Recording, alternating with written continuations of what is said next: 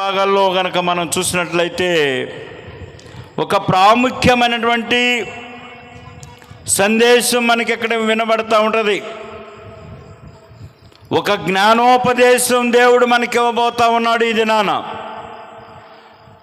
మన జ్ఞానం, మనలో ఉన్న జ్ఞానం, మనలో ఉన్న మిడిమిడి జ్ఞానం, మిడిమిడి మాటలు కాదు, కానీ దేవుడు ఇచ్చే జ్ఞానం కొరకు ఎదురు చూసేవారంగా, ఎదురు చూసే సంఘంగా మనల్ని ఉంచాలని ఆయన ఇష్టపడుతున్నాడు. కనుకనే అనాతోతు జీవితంలో గ్రామంలో నుండి రాబడినటువంటి పరిశుద్ధుడైనటువంటి ప్రవక్త అయినటువంటి ఇర్మియా గారి ద్వారా దేవుడి రాత్రికాల సమయంలో ఆనాడు సంఘానికి ఏదైతే హెచ్చరికలు దేవుడు ఆయన ద్వారా పంపించాడో ఆ హెచ్చరికలను, ఆ మాటలను, ఆయన చేసినటువంటి బోధను, ఆయన ప్రవచించినటువంటి ప్రవచనాలను ఈ రాత్రికాల సమయంలో కొద్ది నిమిషాలు మనం ధ్యానంలోనికి తీసుకుందాం. దేవాది దేవుడు మనతో ఉన్నాడు, మన మధ్య నివసిస్తూ ఉన్నాడు. అయోగ్యులమైనటువంటి మనలను యోగ్యమైనటువంటి జీవితంలోనికి తీసుకొని పోవాలని ఆయన కాంక్షిస్తున్నాడు. కాబట్టి ఆయన కాంక్షను తీర్చేటువంటి వారంగా ఆయన మాటలను మనం ఈ 3 రోజులు మన హృదయాల్లో భద్రం చేసుకుందాం. అందుకనే ఈ దినం చదివినటువంటి ఈ పరిశుద్ధ లేఖన భాగాన్ని కనుక మనం చూస్తే మొదటి వచనం చదవండమ్మా. యెహోవా యొద్ద నుండి ఇర్మియాకు ప్రత్యక్షమైన వాక్కు, నీవు యెహోవా మందిర ద్వారమున నిలువబడి ఈ మాట అచ్చటనే ప్రకటింపుము. యెహోవాకు నమస్కారము చేయుటకై ఈ ద్వారములలో ప్రవేశించుచు యోదావారలారా యెహోవా మాట వినుడి. పరిశుద్ధ రూపాంతర శతవార్షిక దేవాలయపు ఆవరణంలో నిలబడినటువంటి కొల్లూరు లూథరన్ టౌన్ చర్చి సభ్యులారా, సభికులారా, పెద్దలారా,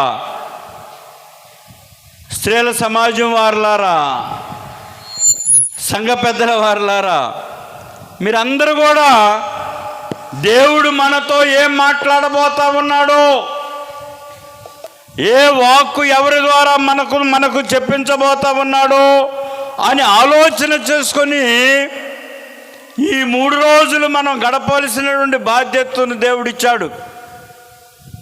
ఈ 3 రోజులు మాత్రమే కాదు, నీ బ్రతుకు దినాలన్నీ కూడా ఈ వాక్కులను నీ జీవితాల్లో భద్రం చేసుకొని వేటిని విడిచిపెట్టాలో, ఏ వేటిని నువ్వు తీసుకోవాలో, దేని ద్వారా నీవు దేవుని దగ్గరకు పోవాలో, ఈ మాటలన్నింటినీ కూడా నీవు దేవుని దగ్గర తెలుసుకోమని చెప్తున్నాడు.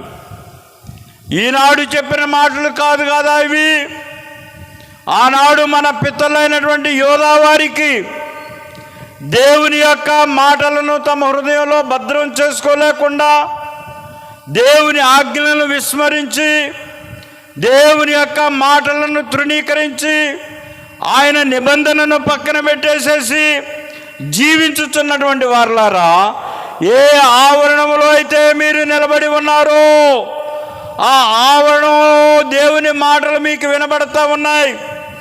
ఆ ఆవరణంలో వినబడే మాటలు విననొల్లనటువంటి చెవులతో ఉన్నటువంటి వారులారా, మరొక దినాన నేను మీకు ఆలయం లేకుండా చేసే దినం వస్తుంది. ఆ దినంలో మీరు ఎంత మొత్తుకున్నా మీ మాట వినబడదు. మీ ప్రార్థనలు నా దగ్గరకు చేరవు, మీ విజ్ఞాపనలు నా దగ్గరికి చేరవు. కానీ ఈనాడు నా ప్రవక్త ద్వారా మీతో చెప్పించేటువంటి మాటలను మీరు వినండి. మీ క్రియలను దిద్దుకోండి, మీ జీవితాలను దిద్దుకోండి, మీ మార్గములను దిద్దుకొనుడి. చదవమ్మా. సైన్యములకు అధిపతి యెహోవా ఇశ్రాయేలు దేవుడు ఇలాగు సెలవిస్తున్నాడు, నేను ఈ స్థలమున మిమ్మును నివసింపజేయునట్లు మీ మార్గములను మీ క్రియలను ఎత్తుకొనుడి. బై ఫస్ట్ ఆఫ్ ఆల్ ఒక మనిషిని మనసున్నవానిగా చేయాలి. ఆ మనసులో ఉన్న కల్మషాన్ని తీసివేసి, ఆ మనిషిలో ఉన్న దుర్మార్గాన్ని తీసివేసుకొని, ఆ మనిషిలో గూఢమైనటువంటి అసూయ ద్వేషాలను తీసివేసుకొని క్రియలను గనక సరిచేసుకోగలిగినప్పుడు, దిద్దుకున్నప్పుడు నేను వానితో ఉంటానని దేవుడు చెప్తున్నాడు. నేను మీ మధ్య ఉంటానన్నాడు, నేను మీతో ఉంటానన్నాడు. ఒకవేళ నేను మీ ఎడల నేను కోపపడితే, మీ క్రియలు గనక మీరు సరిచేసుకుంటే, నేను మీ మీదకు రప్పిస్తానన్న ఉగ్రతను నేను విరమించుకోవడమే కాకుండా మీ ఎడల నేను పశ్చాత్తాపడతానని చెప్తున్నాడు. ఎంత దేవుడు గొప్ప దేవుడు, మనకి ఎంత గొప్ప దయ కలిగినటువంటి దేవుడు. ఇజ్రాయేలు సైన్యమునకు ముందు నడచిన దైవమా, ఇజ్రాయేలు సైన్యమునకు ముందు నడచిన దైవమా, నేడు మాతో కూడా నుండి మమ్ము నడిపించుము, నేడు మాతో కూడా నుండి మమ్ము నడిపించుము. నరులయందు నీదు ప్రేమ క్రీస్తు ద్వారా బయలుపరచి, నరులయందు నీదు ప్రేమ క్రీస్తు ద్వారా బయలుపరచి, రక్తము చేత నమ్ము రక్షించునంటివి, నన్ను వెదకిన వారికేనే దొరికేదానంటివి. నన్ను వెతికిన వారికి నేను దొరుకుతానని చెప్పినటువంటి దేవుడు. ఓ ఇజ్రాయేలు జనమా, నన్ను వెతకండి, నేను మీకు దొరుకుతాను. ఓ కొల్లూరులో ఉన్నటువంటి ప్రియ క్రైస్తు సంఘమా, లూథరన్ సంఘమా, క్రీస్తు విశ్వాసులారా, సార్వత్రిక సంఘమా, నన్ను వెతకండి, నేను మీకు యెహోవా దొరుకు కాలమనే మీరు ఆయనను వెదకమని చెప్పినటువంటి దేవుడు, వాగ్దానం చేసినటువంటి దేవుడు, నమ్మదగినటువంటి వాడు, వాగ్దానం చేసినటువంటి దేవుడు, గొప్ప దేవుడు, వాగ్దానం చేసినటువంటి వాడు మన మధ్య ఉంటానని చెప్పినటువంటి వాడు, వాగ్దానం చేసినటువంటి వాడు మనతో ఉంటానని చెప్పినటువంటి వాడు, వాగ్దానం చేసినటువంటి వాడు రాత్రిపూట నీకు ఏమిస్తానన్నాడు? వెన్నెలను, పగటిపూట మేఘాలను నేను నీకు పంపిస్తానని చెప్పిన, రాత్రిపూట వెలుగును, పగటిపూట మేఘాలను నీ ప్రయాణాల్లో నీకు ఇస్తానని వాగ్దానం చేసినటువంటి వాడు. కాబట్టి మీ క్రియలను సరిచేసుకుంటే ఇవన్నీ నేను మీకు ఇస్తా, ఈ జీవితాన్ని నేను మీకు ఇస్తానని చెప్పినటువంటి దేవుడు చెప్తున్నాడు, అరే మీరు షీలోహును చూచి జ్ఞానోపదేశం పొందండి. షీలోహ్ ఏంటి షీలోహ్ అంటే? దేవుని యొక్క మందిరం, దేవుడు నివసించే స్థలం, దేవుడు నివసించే స్థలం. దేవుని మధ్య మనం ఉన్నామని తెలుసుకొని షీలోహును చూచి మీరు జ్ఞానోపదేశం మీరు పొందండి. షీలోహులో ఏముంటుందని చెప్తున్నాడంటే నెమ్మది ఉంటుందని చెప్తున్నాడు. ఏముంటది షీలోహులో? నెమ్మది. దేవాలయంలో నెమ్మది ఉంటుంది, దేవాలయంలో విశ్రాంతి దొరుకుతుంది, దేవాలయంలో సమాధానం దొరుకుతుంది, దేవాలయంలో రక్షణ దొరుకుతుంది, దేవాలయంలో నీవు పోగొట్టుకున్న విలువలన్నిటిని కూడా తిరిగి నీకు ఇవ్వగలిగినటువంటి స్థలం షీలోహు మందిరం. కాబట్టి ఆ మందిరం వైపు చూసి నీవు జీవించడం నేర్చుకోమని చెప్తున్నాడు. మన ప్రియులు 1924వ సంవత్సరంలో ఈ దేవాలయాన్ని కట్టారు. మొన్నే మనం ఎన్ని సంవత్సరాల పండుగ చేసుకున్నాం? 100 సంవత్సరాల పండుగ చేసుకున్నాం. 100 సంవత్సరాలు పండుగ చేసుకున్నాం అనేదానికన్నా 100 సంవత్సరాలు ఆయన మనల్ని, మన సంఘాన్ని, మన బిడ్డలను, మన భవిష్యత్ తరాన్ని, గతించిన తరాన్ని దీవిస్తూ మనల్ని ఉంటున్నాడు, ఉంటాడు, ఉండబోతున్నాడు అనేదానికి సాదృశ్యంగా కృతజ్ఞతలు తెలియజేసేటువంటి ఆరాధనలు మనం జరిపించుకున్నాం. ఎందుకు జరిపించుకోగలిగాం? ఆకలిలో ఉన్నప్పుడు, అనాథులుగా మనం మిగిలిపోయినప్పుడు, వరదలు మనల్ని ముంచెత్తినప్పుడు, మన పంటలన్నీ నాశనం అయిపోయినప్పుడు, మన ఇళ్ళన్నీ కూలిపోయినప్పుడు, మన జీవితాలన్నీ చదును చేయబడుతున్నాయి, ఇక మాకు జీవితం లేదనుకున్నప్పుడు జీవితంతో పాటు జీవాన్ని ఇచ్చినటువంటి ఈ దేవాలయం, నీకొక ఆసరాగా నిలబడినటువంటి ఈ ఆలయం, నీవు పోగొట్టుకున్న విలువలన్నీ మరలా ఇవ్వగలిగినటువంటి దేవుడు, నీ కనుదృష్టి నా కనుదృష్టి ఈ మందిరం మీద ఉంచుతానని చెప్పినటువంటి దేవుడు, ఆయన కనుసలల్లో జీవించేటువంటి వారికి ఆయన దయకు పాత్రని చేస్తానని చెప్పాడు. అందుకని షిలోహు మందిరము మొదటి ఆరాధనా స్థలం అయిపోయింది. ఈ మొదటి ఆరాధనా స్థలంలో న్యాయాధిపతులు 21వ అధ్యాయము 19వ వచనం తీయండి. న్యాయాధిపతులు 21వ అధ్యాయము 19వ వచనం. ఇదిగో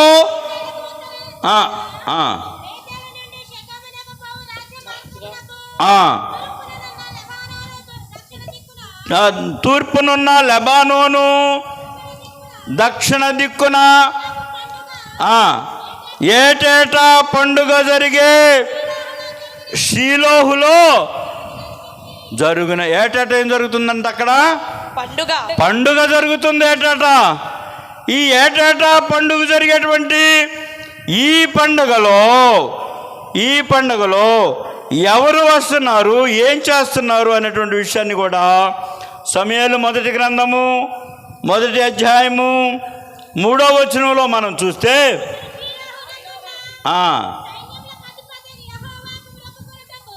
ఎందుకంటే ఆ మందిరంలో పండుగ జరుగుతుంది ఏటేటా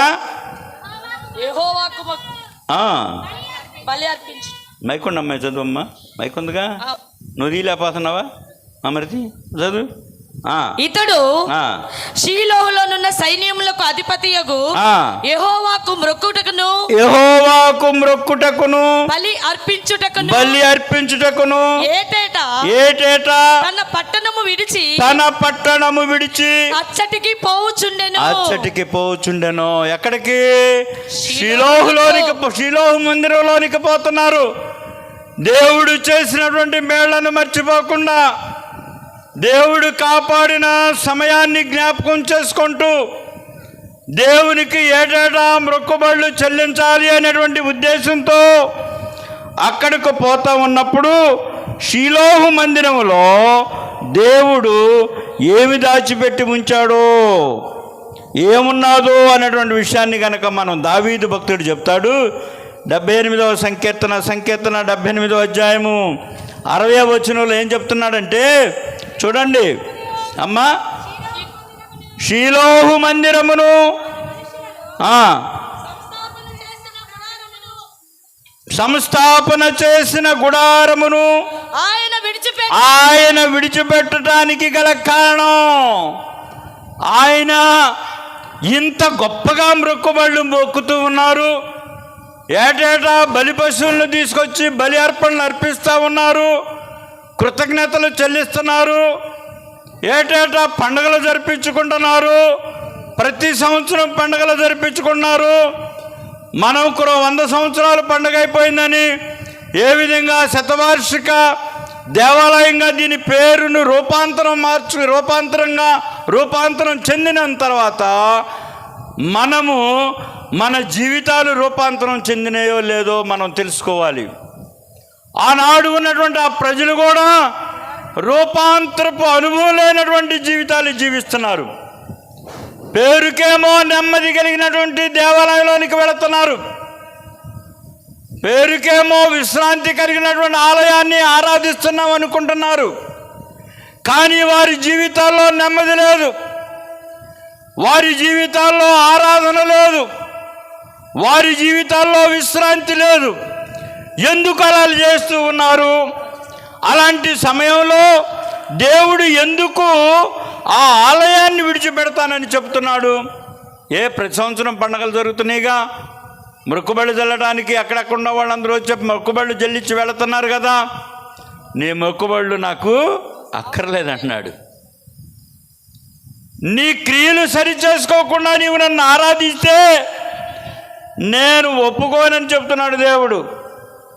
ఎందుకు ఆయన అక్కడ నుండి బయటకు వెళ్ళిపోయాడు అనేటువంటి విషయాన్ని కనుక మనం చూస్తే, సమూయేలు మొదటి గ్రంథం 3వ అధ్యాయం 14వ వచనంలో ఏలీ ఇంటి వారి యొక్క దోషము దేవాలయంలో దేవునికి కోపాన్ని కలిగించింది.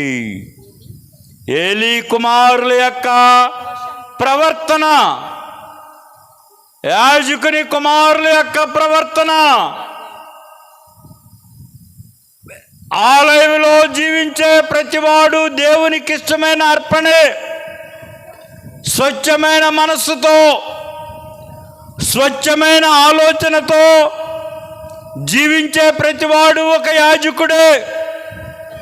అయితే ఏలీ ఆ దినాల్లో షిలోహు మందిరానికి ఏమై ఉన్నాడు? యాజకుడై ఉన్నాడు. ఆయన కుమారులు ఇరువురు కూడా ఏం చేస్తున్నారు? శాపగ్రస్తులు. ఎందుకయ్యారు?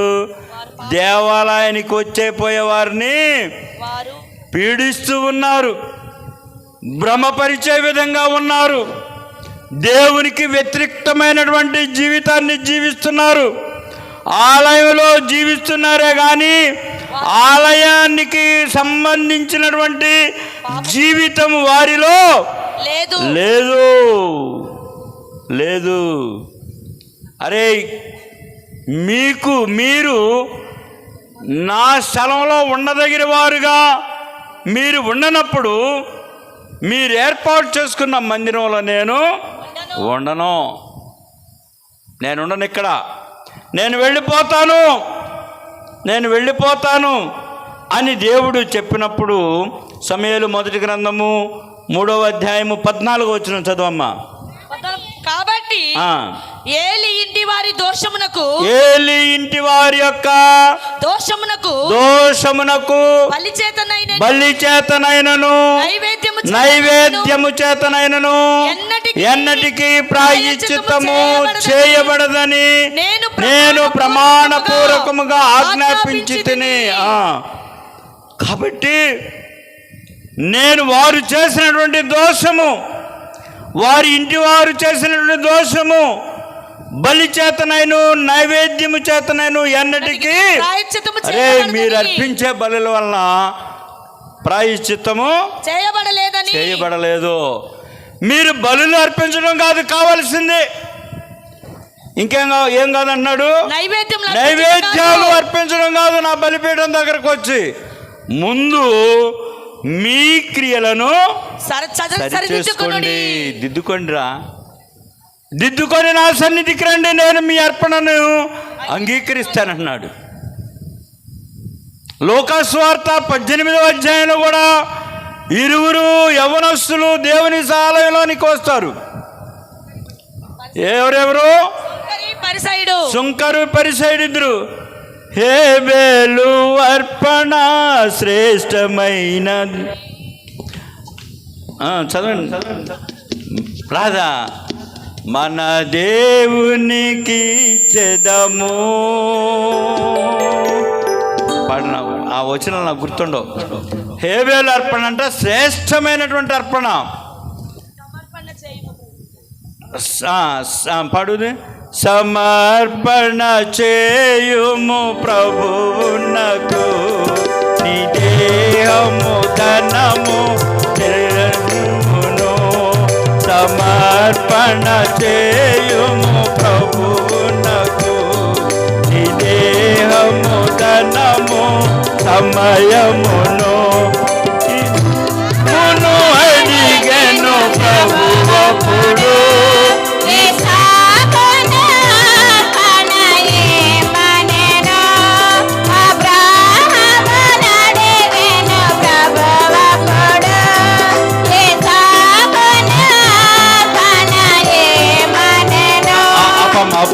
అది కాదు మనకు కావాల్సింది.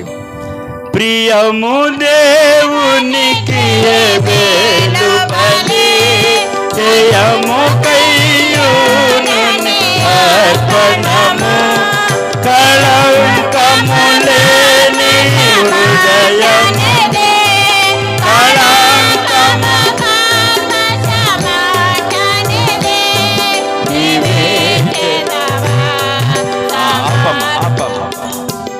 హేబేలు ప్రియమైనటువంటి అర్పణ అర్పించాడు అంటే ఆయన అర్పణ వైపు చూడలే దేవుడు, ఆయన మనస్సు వైపు చూశాడు. మనస్సు వైపు చూశాడు దేవుడు. కయ్యూను అర్పణ అర్పించడానికి వచ్చాడు. అదే సమయము, అదే స్థలము, అదే దేవుడు. స్థలం ఒక్కటే, దేవుడు ఒక్కడే, అర్పణ అర్పించే సమయం కూడా ఒకటే. కానీ ఇక్కడ తేడా ఎక్కడ కొట్టింది? మనస్సు వేరుగా ఉంది. మనమందరం వెళ్ళేది ఆలయంలోనికే, మనందరం ప్రార్థనలు చేసేది ఈ ఆలయంలోనే. దేవుడు ఎందుకు నా మొర ఆలకించట్లేదు, దేవుడు నాకెందుకు నా ప్రార్థనకు చెవి ఒగ్గటం లేదంటే, దేవునికి ప్రార్థించే ముందు నీ మనసును ఆయనకు సమర్పించుకోవడం నేర్చుకో. ముందు హన్నా ఆ విధంగా దేవుని సన్నిధిలో తన హృదయాన్ని కృమ్మరించింది. కృమ్మరించడం ద్వారా ఆ షీలోహు మందిరంలో పనిచేస్తున్నటువంటి ఏలీ ఆమె యొక్క నోరును మాత్రమే చూడగలిగాడు. ఆమె నోరును చూసేమంటాడు, ఏంది అసలు వచ్చిన కాడ నుంచి అట్లాగే కూర్చుంటుంది, కంటంపడే మాత్రం నీళ్లు కారుస్తూ ఉంది. ఆమె కంటంపడే కారుస్తుంది కానీ నోరు అయితే తెరవటం లేదన్నప్పుడు ఆమె ఏమంటది అక్కడ? అది కాదు నా ఏలినవాడా నేను మనోదుఖము కలదాననై ఉన్నాను. నేను ద్రాక్షారసమునైనను మద్యమునైనను నేను పానము చేయలేదు కానీ నా ఆత్మను దేవుని సన్నిధిని నేను కుమ్మరిస్తూ ఉన్నా. నా ఆత్మ పని చేస్తుంది అక్కడ పిచ్చోడా. నా ఆత్మ దేవుని సన్నిధిలో కుమ్మరిస్తూ ఉంది. నీవేమో పైన ఉన్నటువంటి నా వేషాన్ని నీవు చూస్తున్నావు, నా నోరు నువ్వు చూస్తున్నావు. అయితే ఆత్మలను పరిశీలన చేయగలిగినటువంటి వాడు, ఆత్మలను అంతరంగాల్లో ఉన్నటువంటి వాటిని గ్రహించగలిగినటువంటి వాడు, నా హృదయాంతరంగపు లోతులను పరిశీలన చేయగలిగినటువంటి వాడు ఈ స్థలం ముందున్నాడు కనుక నేను మనోదుఖము కలిగినటువంటి దాననాయ్ నా ఆత్మను దేవుని సన్నిధిలో నేను కుమ్మరించుకొనుచు ఉన్నాను. దేవుడు నా మాట ఆలకిస్తున్నాడు అనే దానికి నిదర్శనమే, దేవుడు నాతో ఉన్నాడు అనే దానికి నిదర్శనమే, దేవుడు నా పక్షాన నిలబడ్డాడు అనే దానికి నిదర్శనమే. నా ప్రార్థన ఆయన అంగీకరించాడు, నా దుఃఖాన్ని తీసివేశాడు. ఇప్పుడు ఇక్కడ దేవుడైనటువంటి యెహోవా ఇరువురు మనుషులు ఉన్నారు. అక్కడ ఏలీ ఉన్నాడు, హన్నా ఉంది. ఇప్పుడు ఎవరి ఆలోచనలు దేవునికి ఇష్టమైనవిగా ఉన్నాయి? అక్కడ హన్నా ఆలోచనలు. ఏలీ యాజకుడైనప్పటికీ కూడా సమాజం వైపు చూస్తున్నాడు కానీ దేవుని వైపు చూడాల. ఏలీ యాజకుడిగా ఉన్నాడు కానీ ఆమె అర్పించే అర్పణ వైపు, ఆమె నోటి వైపు, స్థుతుల వైపే చూస్తున్నాడు కానీ ఆమె హృదయంలోనికి వెళ్ళలేకపోయాడు.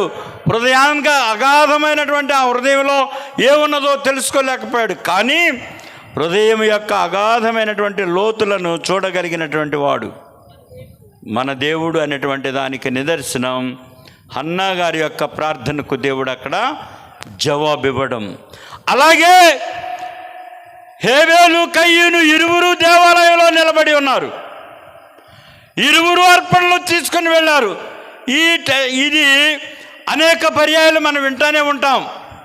సుంకరి ప్రార్థన, పరిసయ్యుని ప్రార్థన. దేవుడు ఎవరి ప్రార్థన ఆలకించాడు? సుంకరి ప్రార్థన. సుంకరి ప్రార్థన ఆలకించడానికి గల కారణం సుంకరి తనను తాను తగ్గించుకుంటమే కాకుండా హెచ్చించగలిగిన వాడు పైన ఉన్నాడని ఆకాశం వైపు నా కన్నులెత్తి చూచుట కూడా నేను నాకు అర్హత లేదు, అంత ధైర్యం నాకు లేదు. నీవు ఆకాశం అందున్నావు, నేను భూమి మీద ఉన్నాను. నన్ను ఎత్తైన స్థలంలోనికి తీసుకెళ్ళగలిగినటువంటి వాడు నీవున్నావని నాకు తెలుసు.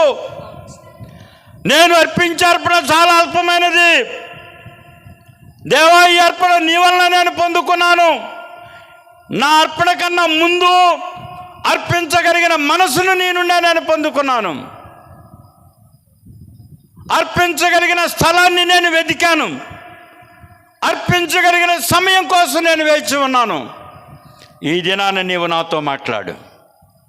ఈ దినాన నా అర్పణ నీవు నీ సన్నిధికి నేను తీసుకుని వచ్చాను, దానిని అంగీకరించమని ప్రాధేయపడ్డాడు దేవుని సన్నిధిలో. పరిసయ్యుడు తనను తాను హెచ్చించుకుంటూ తన ప్రక్కనున్న వాని వలె నేను ఉండలేదంటాడు. నేను పక్కన ఉన్న వాని వలె ఉండలేదు అని తనని తాను ఎంఫసైజ్ చేసుకుంటున్నాడు, తనను తాను హెచ్చించుకుంటున్నాడు. అలాంటి జీవితాలు మీకొద్దురా? అలాంటి అర్పణలు నేను అంగీకరించనురా? మీ నైవేద్యాలు నాకు వద్దురా? మీ ఇచ్చే బలిలు నేను కోరుకోనురా, యాక్సెప్ట్ చేయనురా అని దేవుడు చెబుతూ ఉన్నాడు. అలాంటి సమయంలో దేవుని యొక్క సన్నిధి అక్కడ నుండి తొలగిపోయింది. షిలోహు మందిరంలో నుండి అసూయ వలన హత్య ఈ లోకంలోనికి వచ్చింది. అవునా? అసూయ వల్లనేనా? అసూయ ఎప్పుడైతే పడ్డాడో హత్య చేయాలనేటువంటి ఆలోచన తనలోనికి వచ్చేసింది. అలాంటి జీవితాలకు నా దగ్గర స్థానం లేదన్నాడు. అందుకే కయీను వంశస్థులను ఈనాటికి కూడా దేవుడు ఎక్కడుంచాడు? దేశ దిమ్మరులుగా చేసేసాడు. ఒక గుడారం వేసుకోవటం, సంచారం చేసేయటమే. ఒక దేశం ఉండదు, ఒక రాష్ట్రం ఉండదు, ఒక జిల్లా ఉండదు, ఒక గ్రామం ఉండదు, ఇలాంటి బిల్డింగ్స్ అనేవి కానీ ఉండవు.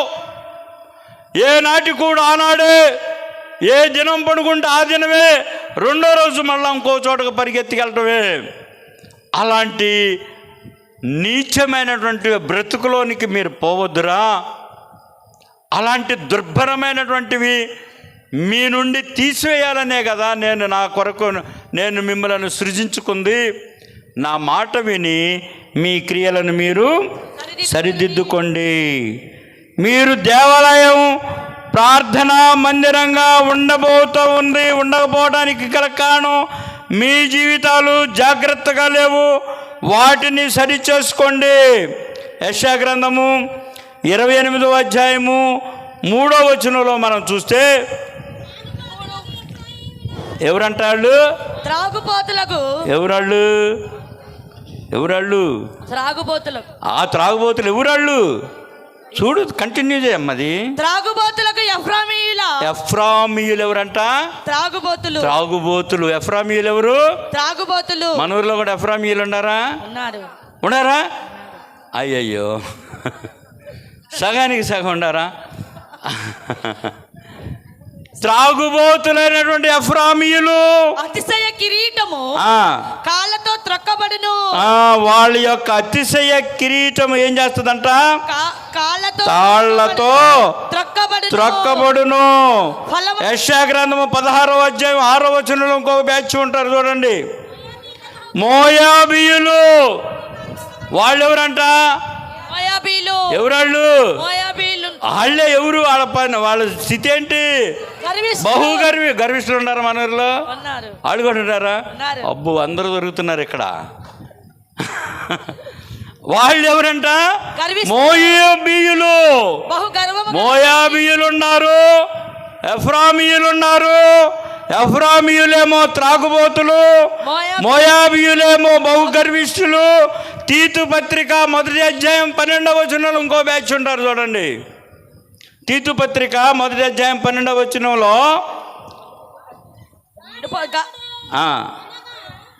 వారిలో ఒకడు అనగా వారి సొంత ప్రవక్తలలో ఒకడు ఇట్లా నేను క్రేతీయులు ఎల్లప్పుడూ అబద్ధికులను దుష్టమృగములను సోమరులను తిండిపోతులు. చూడండి, ఇప్పుడు క్రేతీయులు కూడా ఉన్నారు మన ఊరిలో. వాళ్ళెవరు? రోజు పనికి పోని బ్యాచ్. ఒక రోజు పోతే వారం రోజు వారు.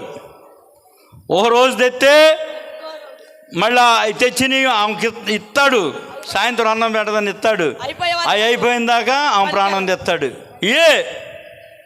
1500 ఇచ్చాక మొన్న నీ దుంప దగ్గర మొన్నే కదా డోక్రా కట్టాను, శుక్రవారం కూడా వస్తున్నాడు ఆగు మళ్ళీ అంటది. శుక్రవారం సంగతి తర్వాత ముందు ఈరోజు సంగతి ఏంటో చెప్పంటాడు వీడు. ఆడెవడాడు? క్రేతీయుడు. ఎవడాడు?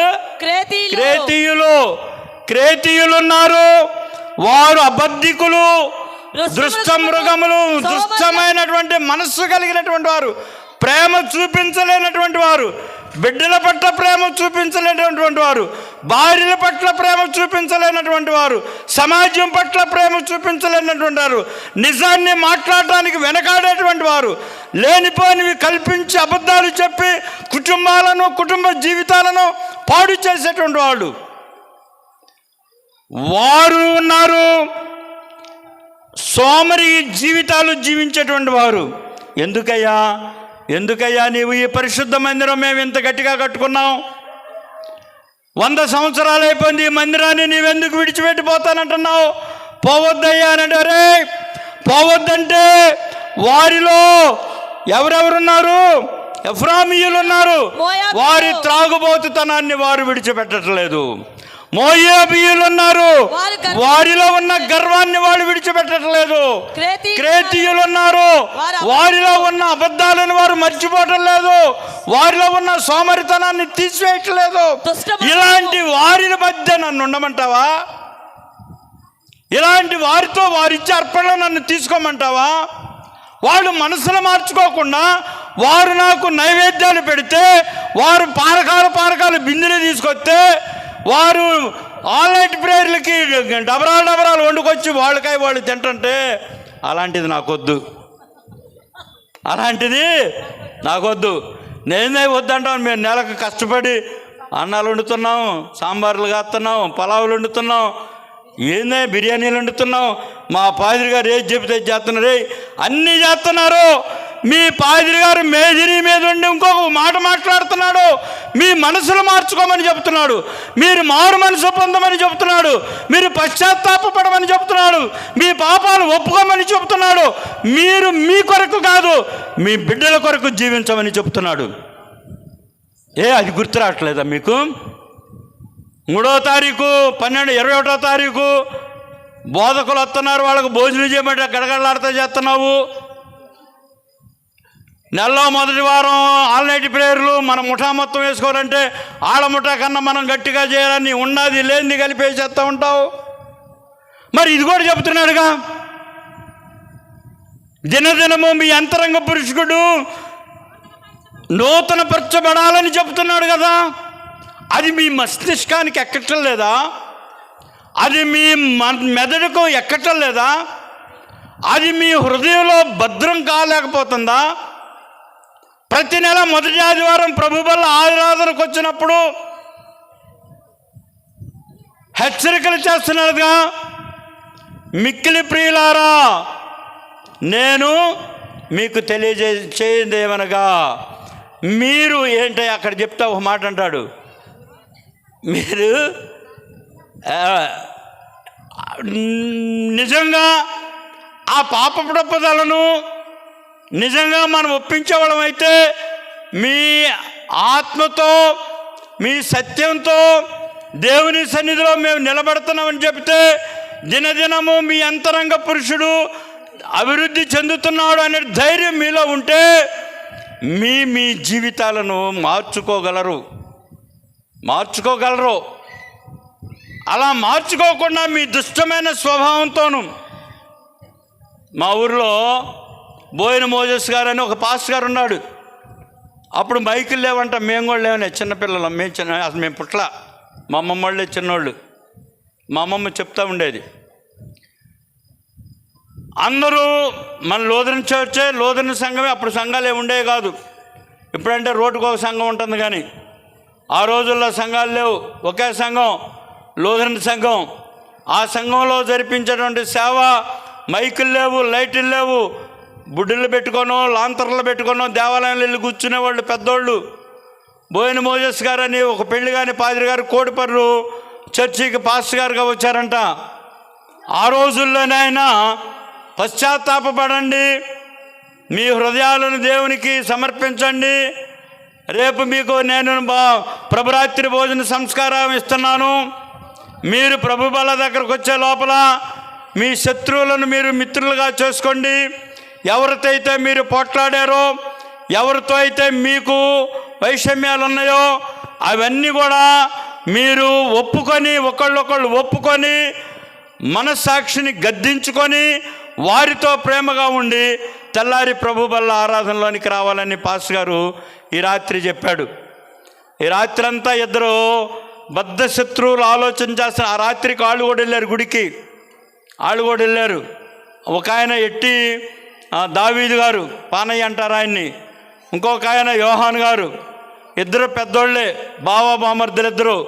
ఆ బావ బామర్దులకి ఇద్దరికి ఎప్పుడు పడదు, ప్రతిదాని దగ్గర గొడవలే, పగదా ఉంటారు. కానీ దేవుడు అంటే భయం, దేవుడు అంటే ప్రేమ.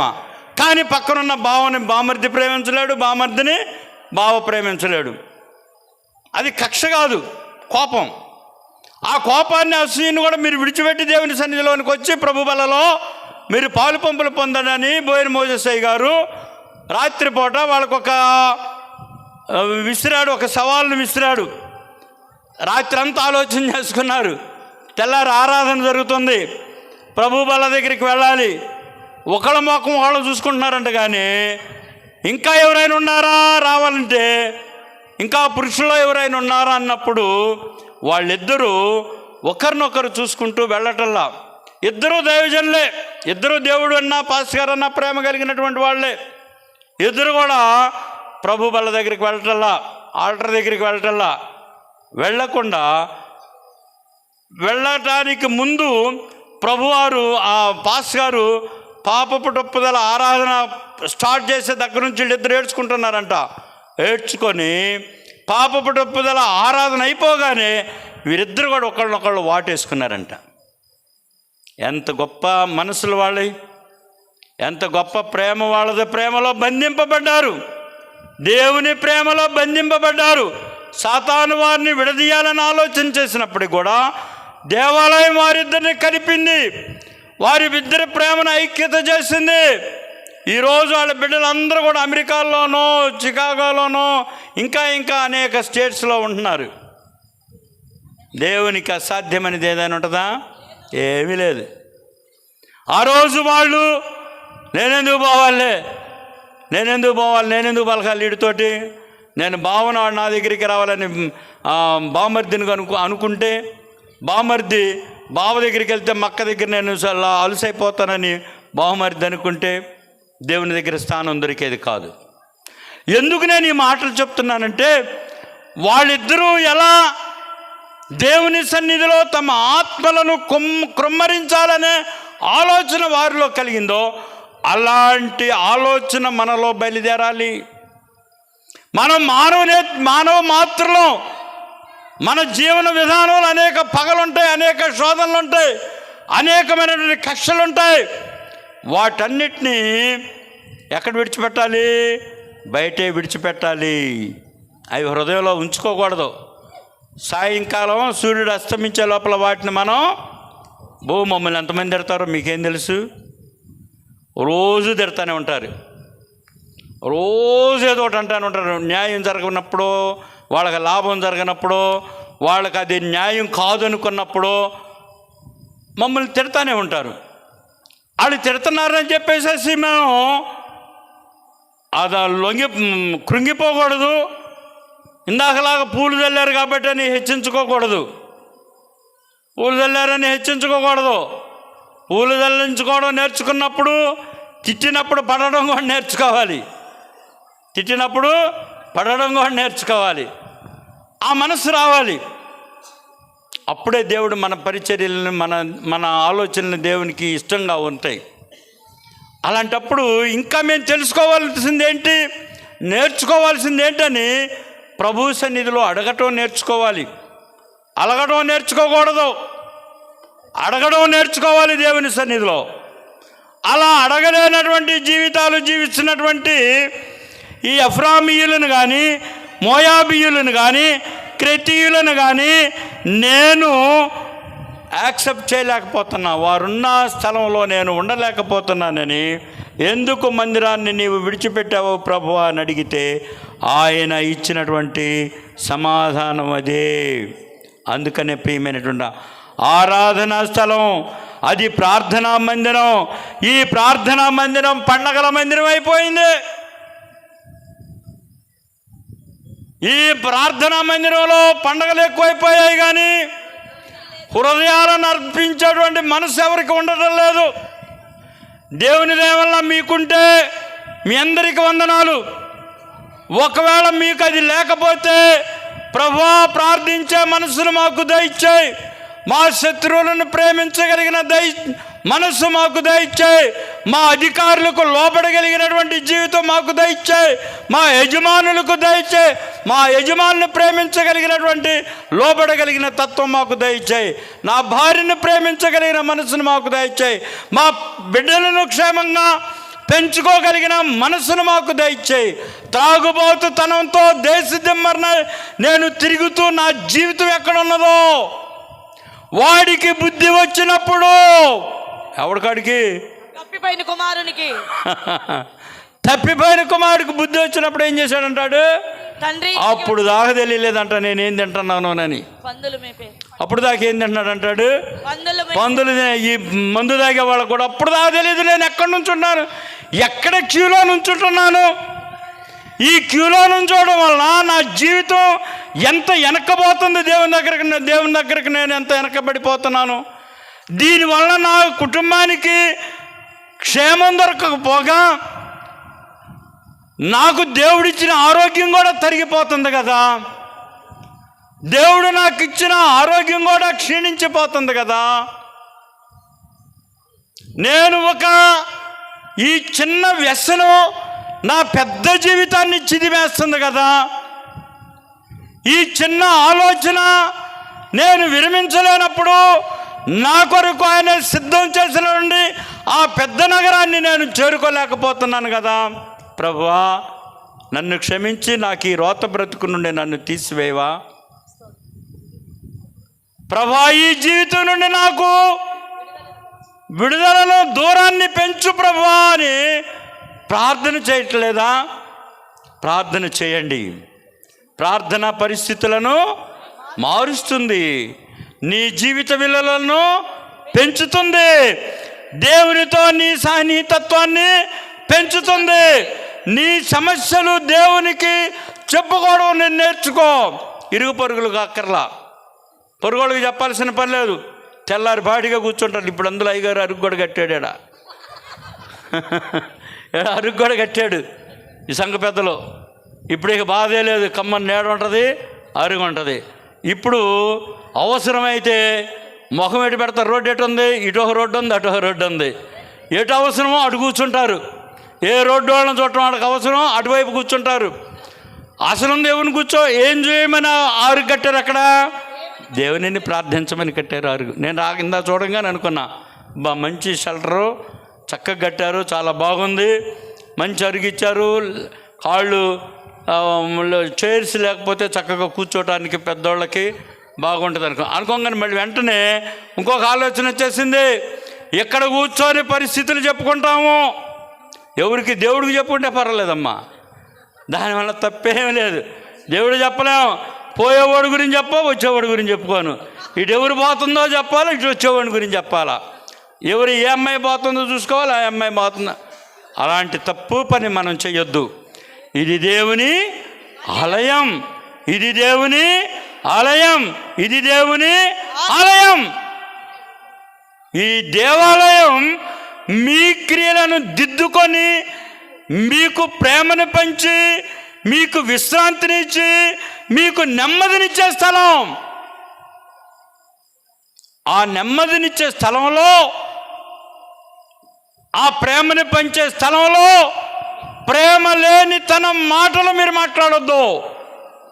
ఆడ కూర్చొని ద్వేషంతో నిండిన మాటలు మనసులతో మీరు అక్కడ కూర్చోవద్దు.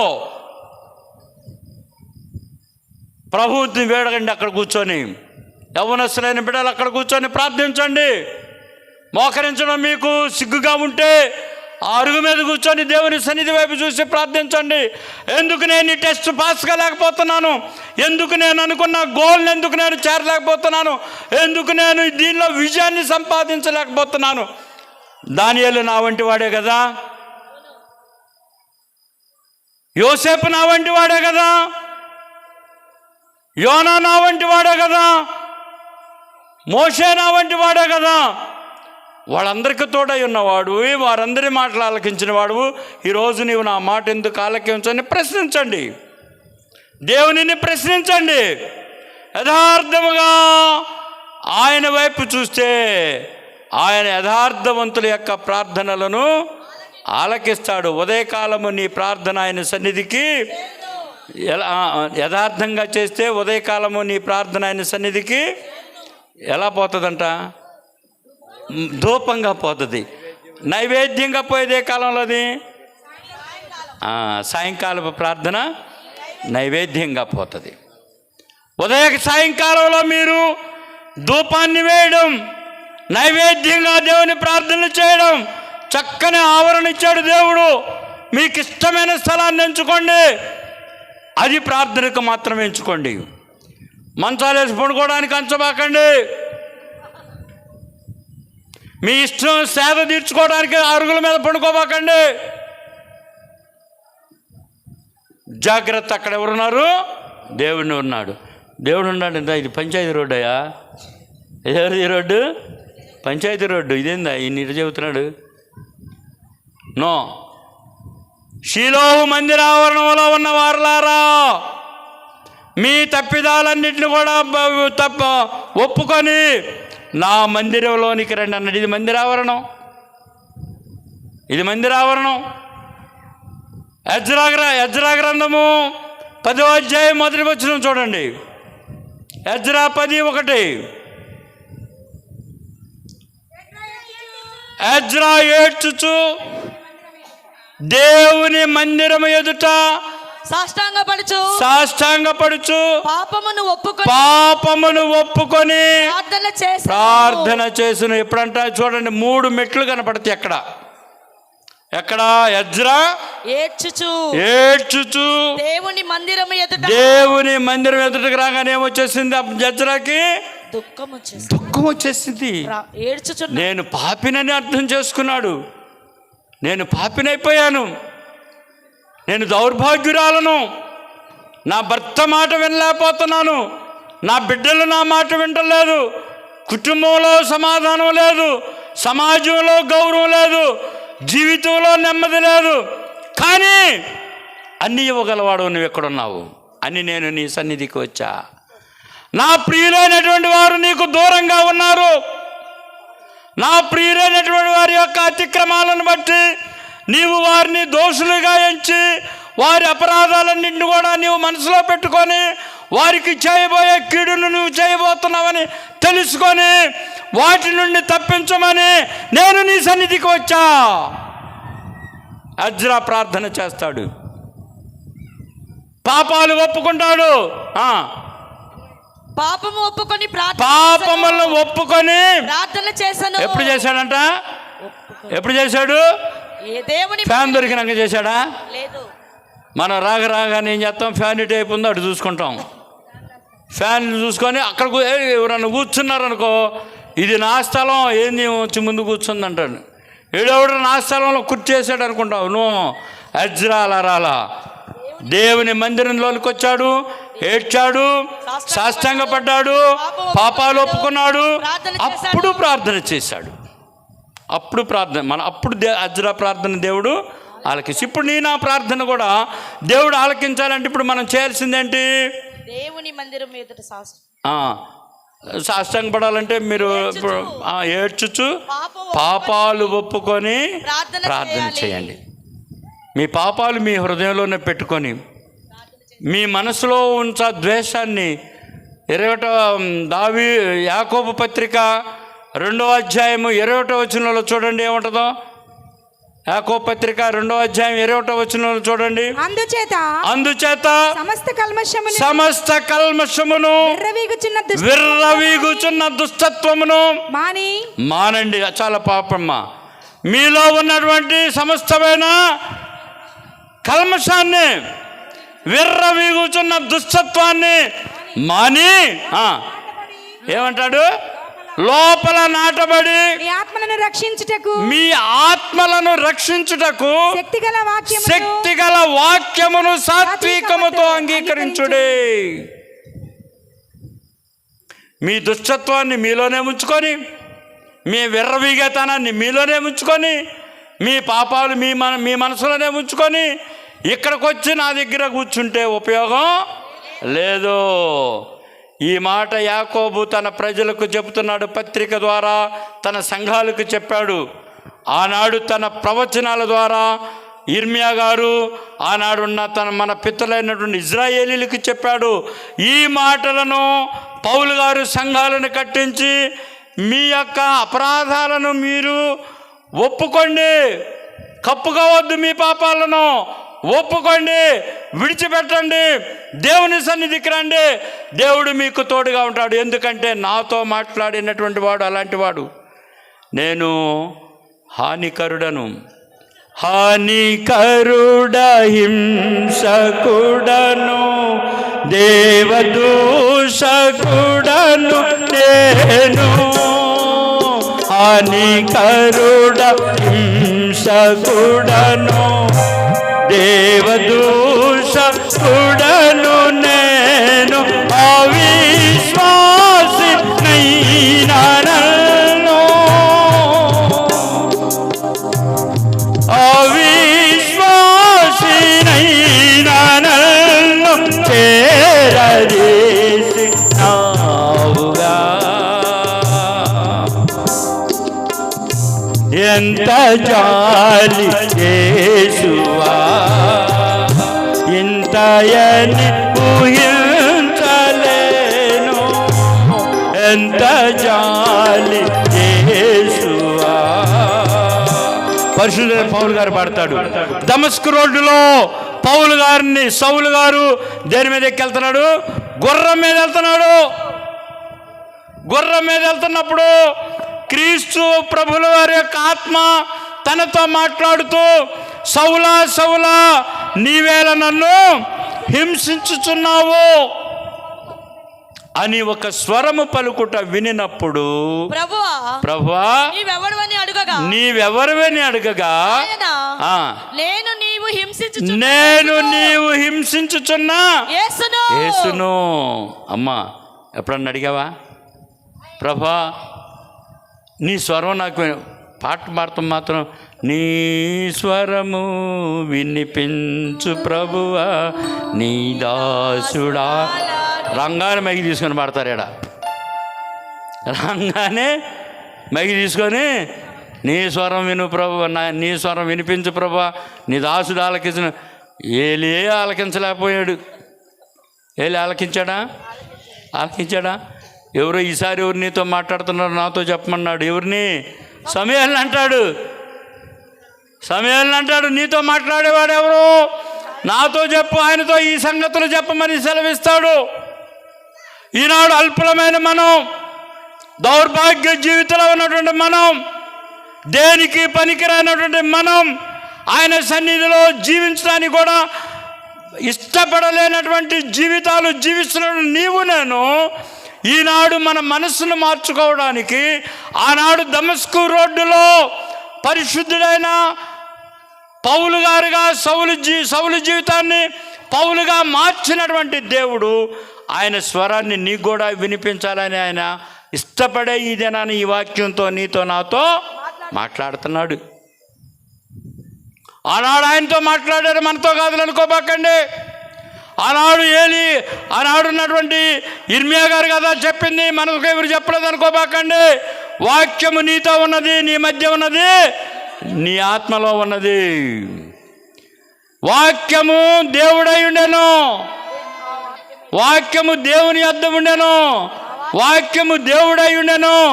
ఆ వాక్యమే కృపా సత్య సంపూర్ణుడుగా మన మధ్య నివసించు. నేను మీ దేవుడను, మీ మధ్య ఉన్నాను, మీకు దేవుడనైనా. ఐ ఆమ్ ద కింగ్, నేనే మీకు రాజుని. నేను తప్ప వేరొక దేవుడు నీకు లేడు. నీ వలన నీ జీవితం కొరకు, నీ బ్రతుకు కొరకు, నీ ఆలోచనల కొరకు నన్ను నేను తగ్గించుకొని నీలోనికి వచ్చా. వాక్యరూపంగా రావడం కాదు, కృపను సత్యాన్ని నీ మధ్య స్థాపన చేయాలని. మీ పాపాలను కల్వరి మీద నేను ఏం చేశాడు? కల్వరి మీద పాతి పెట్టేశాను. కల్వరి మీద పాతి పెట్టిన నేను తిరిగి లేచడం ద్వారా నేను నీకు నిత్య జీవాన్ని ఇవ్వాలని ఇష్టపడుతున్నా. రా, నేనుండో లోకంలోనికి నేను మిమ్మల్ని కూడా తీసుకొని పోతానని వాగ్దానం చేసినటువంటి దేవుడు నమ్మదగినటువంటి వాడు. నేనుండు చోటున మీరు ఉండులాగా మరలా వచ్చి నేను మిమ్మల్ని తీసుకొని పోతాను. ఏదీ నిరర్ధకం కాదు, దేవుని మాట ఏదీ నిరర్ధకం కాదు. అలాంటి స్థలములో, అలాంటి ఆరాధన స్థలములో, నేను ఉన్నటువంటి స్థలమును మీరు పండుగలు చేసుకుంటున్నారు కానీ నన్ను ఆరాధించలేకపోతున్నారు. గలతీ పత్రిక 6వ అధ్యాయం 6వ వచనంలో పౌలు గారు అంటాడు, గలతీయులకు చెప్తాడు, సంఘానికి ఒక మాట చెప్తాడు.